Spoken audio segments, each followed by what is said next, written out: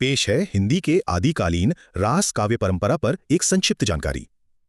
तो ये हिंदी साहित्य की वो शुरुआती परंपरा है जिसमें कहानियों को ना संगीत और लय के साथ सुनाया जाता था। आप सोचिए, उस दौर में कविता सिर्फ पढ़ी नहीं जाती थी, उसे गाया जाता था, महसूस किया जाता था। तो पहली और सबसे जरूरी बात, हिंदी की पहली रास काव्य रचना भरतेश्वर बाहुबली रास को माना जाता है। इसे 1184 में शालिभद्र सूरी ने लिखा था।